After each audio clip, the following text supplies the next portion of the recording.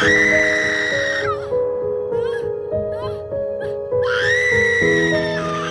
June 7th, 2023, 17-year-old Valerie Tyndall left her home for what was supposed to be a regular part-time job, but she never came back. In a small American town where everyone knew each other, something like this felt impossible. Her family was sure of one thing: she wouldn't have just vanished. Locals started combing through the surrounding areas, and law enforcement got involved almost immediately. But there was no trace of Valerie, not a clue, not a lead. Soon, strange things started to surface.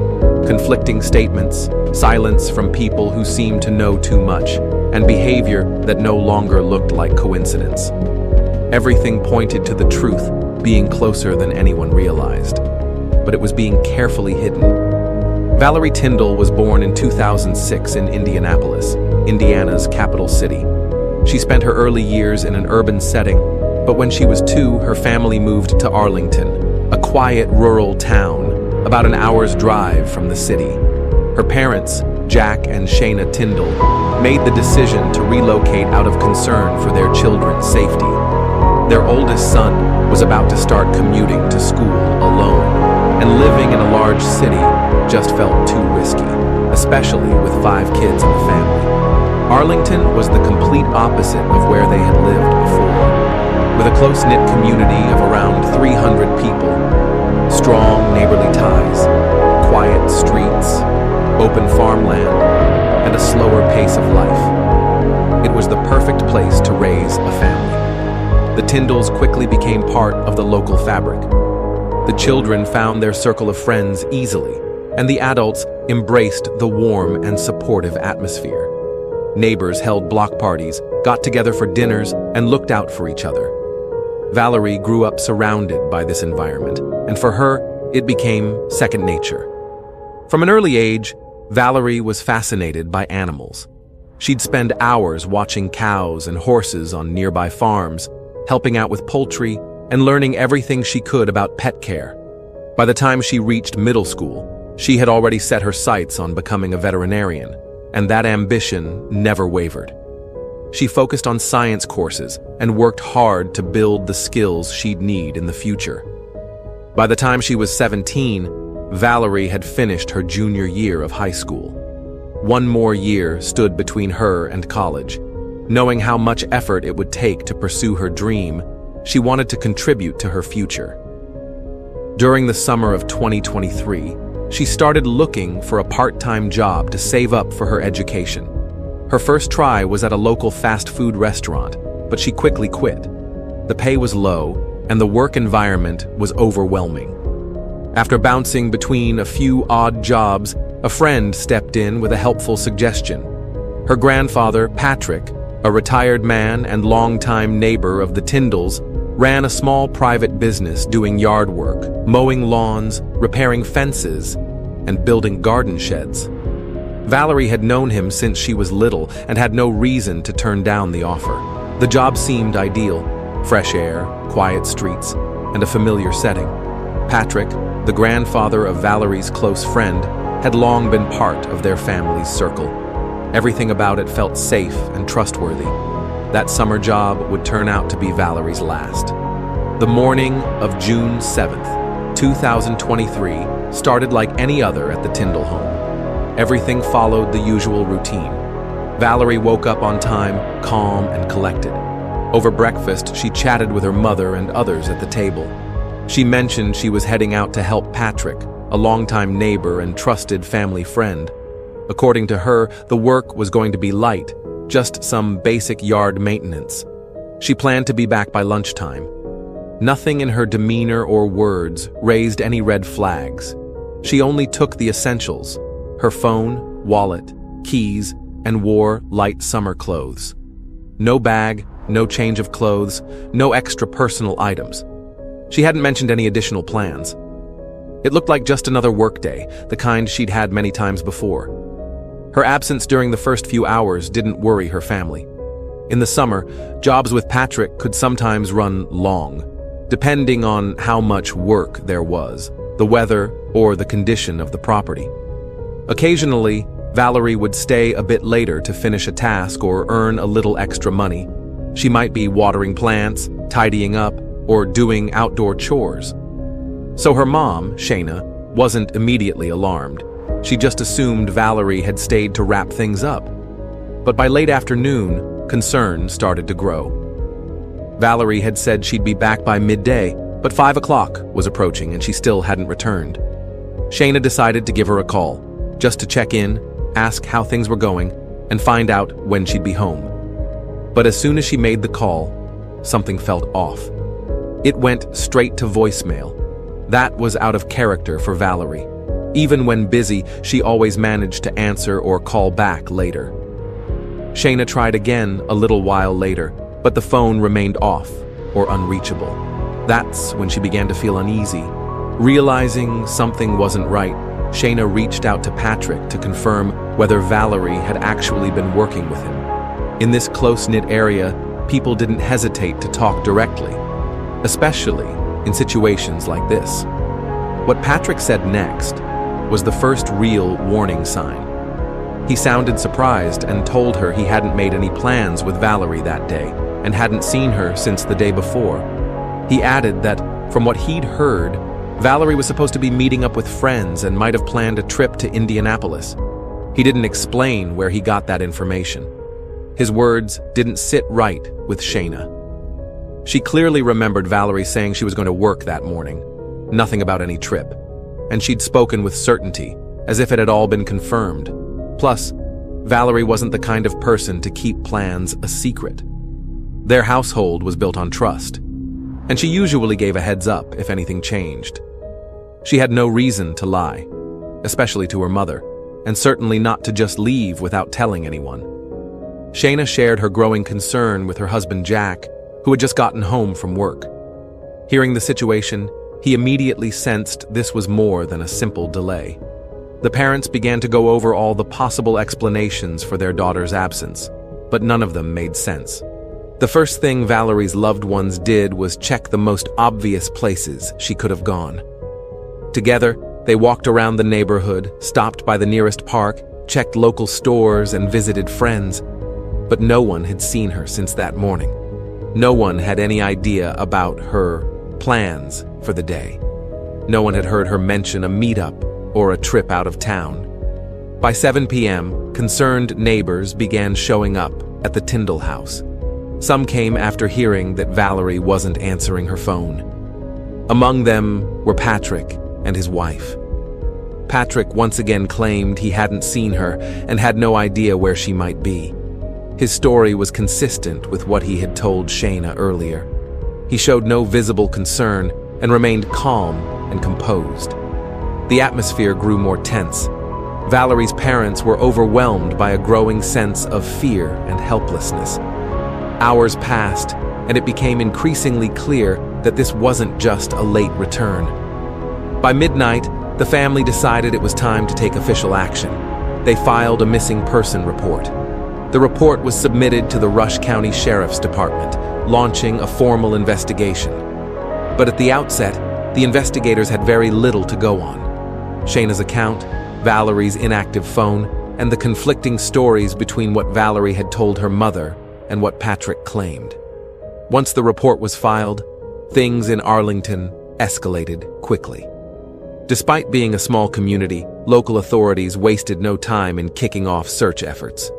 Valerie's disappearance was added to the county's incident report, and officers from the sheriff's office began responding within hours.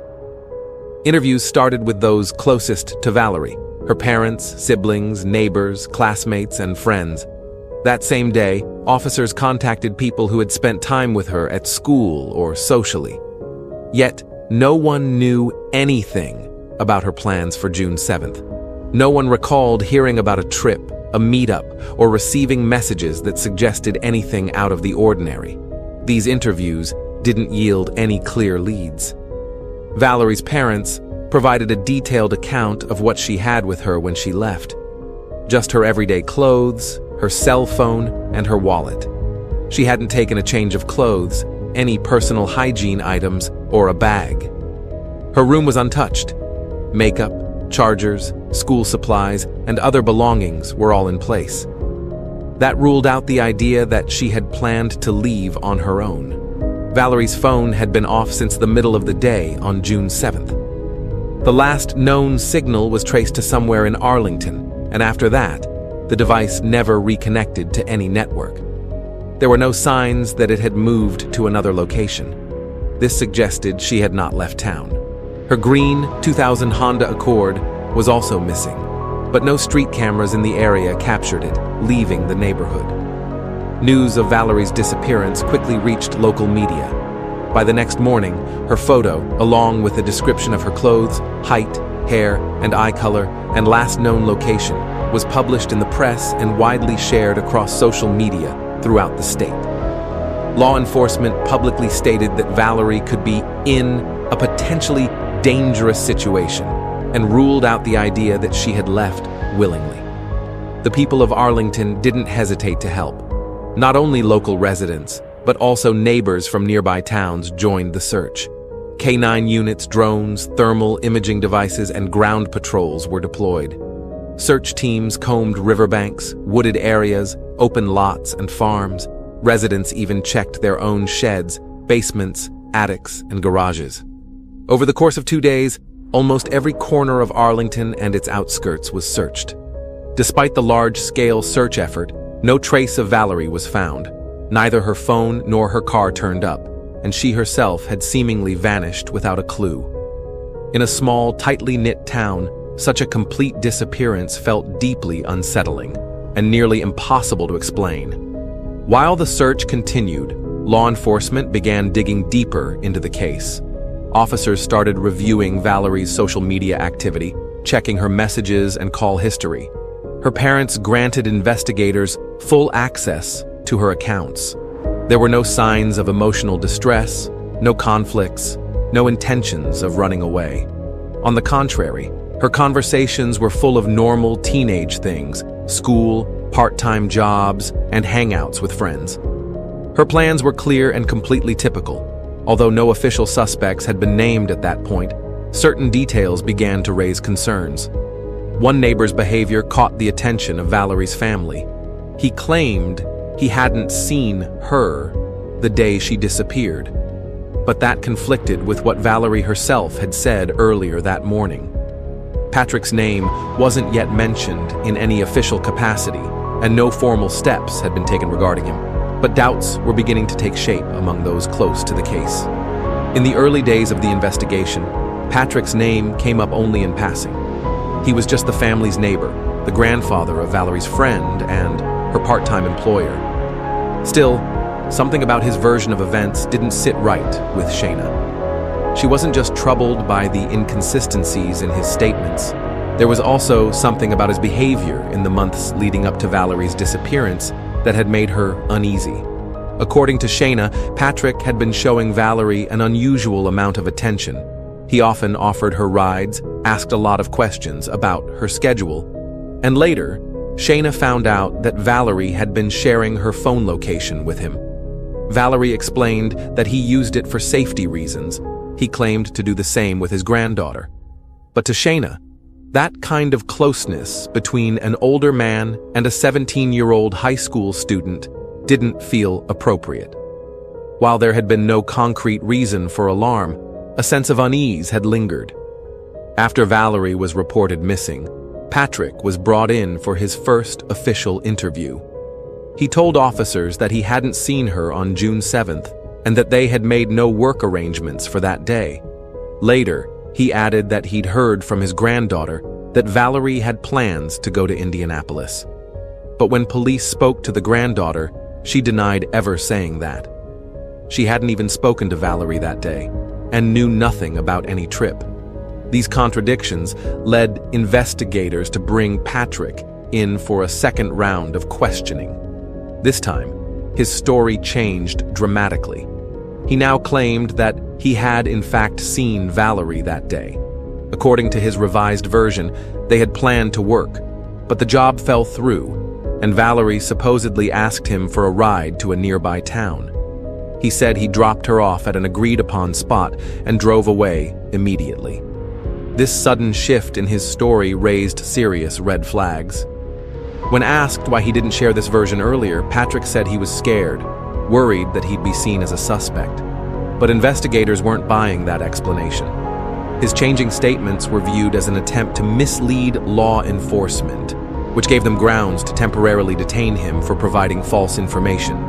However, legally, that charge wasn't enough to keep him in custody.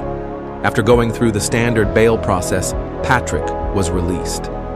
While there were no legal grounds at that moment for further action, he was no longer just a witness. He was now the primary focus of the investigation.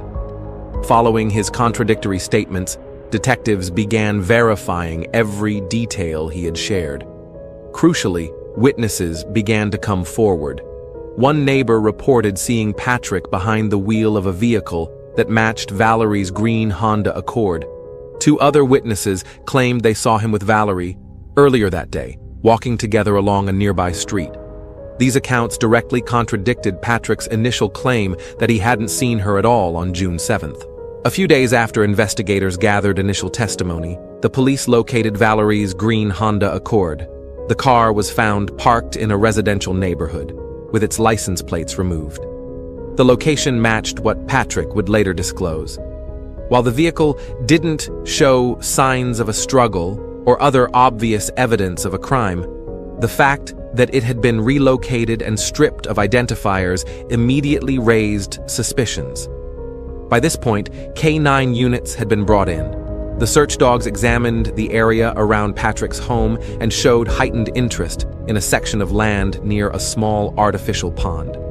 Multiple times, the dogs signaled the same exact spot, suggesting the potential presence of biological traces. Still, no physical evidence or remains were found at that time. There wasn't yet a legal basis to search the property.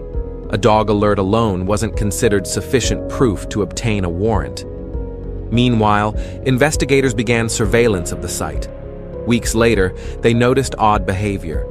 Patrick had started digging in various areas of his yard. In some spots, he was seen covering freshly dug holes with construction debris and soil. These actions were documented through both photos and video recordings. His behavior was becoming increasingly suspicious. At the same time, investigators turned their attention to Patrick's wife, Linda. She lived in the same house and, according to available information, had been home on the day of the suspected incident. Despite this, she had not been called in for questioning and had made no public statements. Investigators believed she might know something, though there was no direct evidence linking her to the situation or indicating her involvement. It was becoming more and more evident that Patrick's property might be hiding signs of a serious crime. However, law enforcement's legal options were still limited. They needed more concrete grounds before they could begin digging. The team had to find alternative, lawful ways to gain access to the land, which could potentially contain key evidence. While continuing surveillance, investigators concluded that standard procedures wouldn't be enough. They still couldn't get a search warrant without stronger proof, so they opted for a technical solution, conducting a topographic scan of the property. The aim was to detect changes in the landscape and find signs of recent ground disturbance. Using specialized scanning equipment capable of reading underground structures, they obtained results that showed signs of soil movement over time. In one area, they detected inconsistent layers of soil, and beneath them, a dense rectangular object. These findings became the basis for a formal warrant request. The court approved it, and on November 28, 2023, the investigative team received official authorization to search the premises. Excavation began the very next day. The first spot targeted was where the ground irregularities had been recorded. The initial discovery was a wooden box containing adult content tapes. At first, this seemed unrelated to the case. However, investigators continued digging. Beneath the box, they found another structure, this one larger and buried deeper into the ground. When the wooden cover was removed, investigators found a black trash bag inside. Inside the bag was a body. Due to the condition of the remains, it wasn't possible to immediately confirm the person's identity. However, based on the size, clothing, and location, there was little doubt.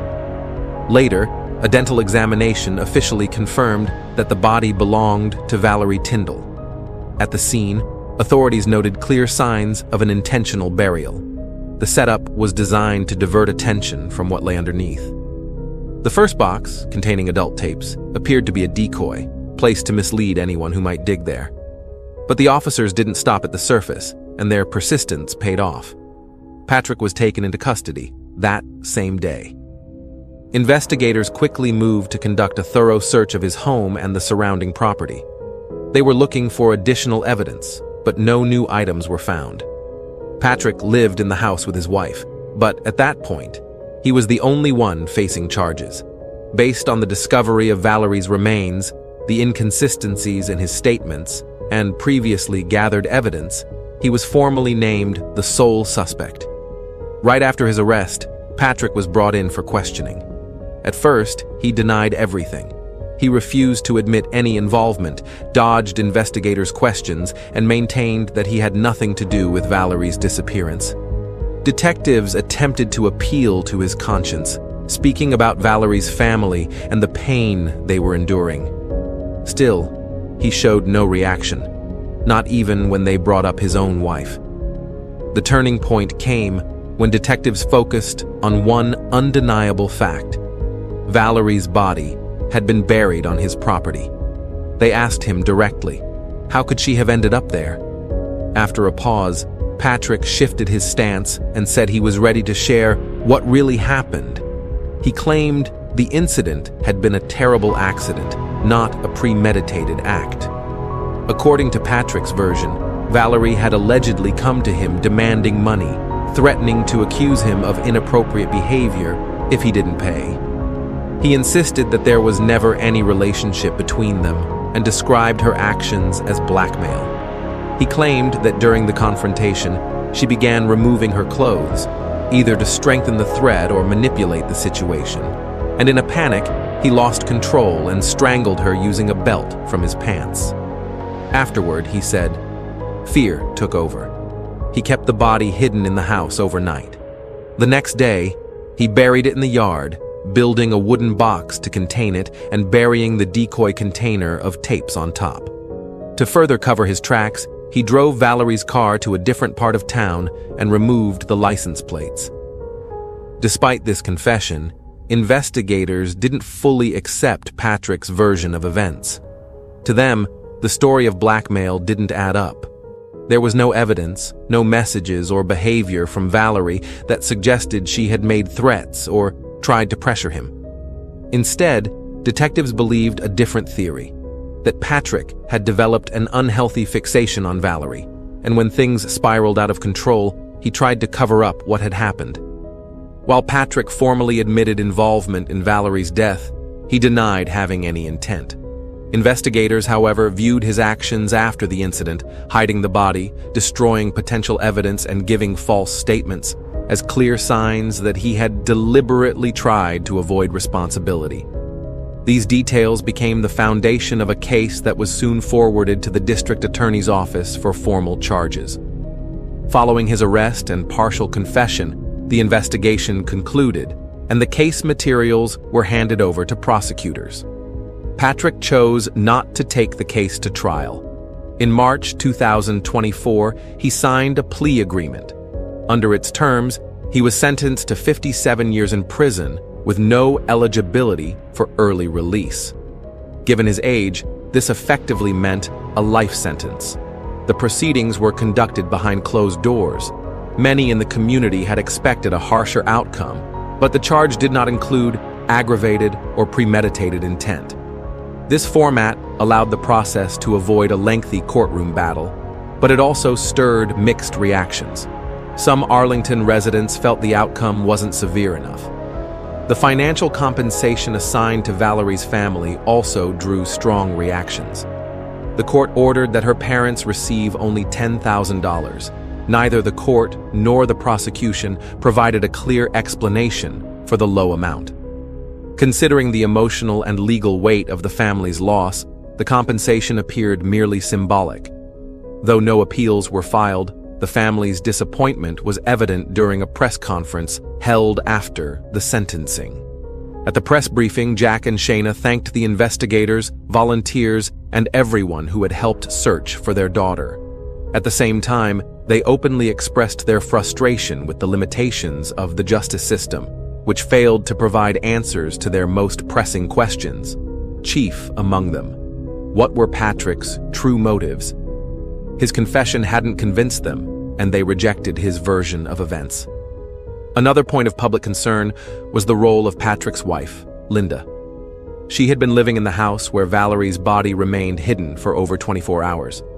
According to the investigation, Linda was never questioned as a suspect, and none of the searches uncovered anything that would warrant charges against her. Still, many in the community believed she might have known more than she let on. Linda never made a public statement, and her potential involvement was never addressed in court. Critics argued that it was difficult to believe Linda could be completely unaware of what had occurred inside her own home. Valerie's parents repeatedly voiced their belief that Linda had knowledge of the events. However, without direct evidence, law enforcement could not legally pursue charges against her. Forensic analysis of Valerie's remains failed to determine an exact cause of death. The injuries were not conclusive enough to reconstruct the full series of events. This meant the investigation had to rely almost entirely on Patrick's own account. There was no physical evidence to support his version, but also nothing definitive to refute it. In the end, while the suspect was punished, many parts of the case remained unresolved. The true nature of the incident, Linda's possible awareness, and Patrick's actual motivations were never fully clarified. Valerie's family got their day in court, but they didn't get the answers they were looking for.